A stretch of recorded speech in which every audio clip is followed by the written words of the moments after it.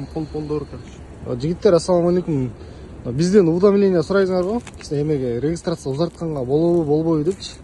Біз мону эле чыгарып берип атабыз го, Яндекстин берген 30 парак бе, 40 парак, 30 парак. Анан Яндекстин офисине барасыңар, мына мондай уведомление жазып берет. Анан кайсыл регионго эмеге Москванын кайсы жерине регистрация кылсаң, ошол жака уведомление кетирет. Мондай кылчу. Сен Измайловский коюп өткөнсүң да, анан мондай фамилия атыңар жазып, могу менен барганда отказ кыла албайт. Трудовой договорду ушу менен узартасыңар. Нурсултанга өткөндө айткан, бүгүн бардың офисине? Бар. Чё, как прошел? Нормально болду. Нормально, Жигиттер, мына регистрацияны без проблем ушундай кылып узартасыңар. А силер могу тигинсиңар ма? Могу эле алып барсаңар, могу эчтекеге жарабайт. Бул эчтекеге жарабайт. 30 парак. Карта өрбөй койду да, Тиньковдун картасы. Даже бул ага да жарабайт. Мына мондай алыш керек, мондай. Полный мондай нерселерди көрдүңөрбү?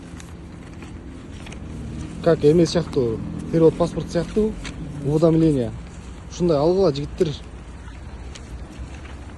Мына мондай кылып берет полный.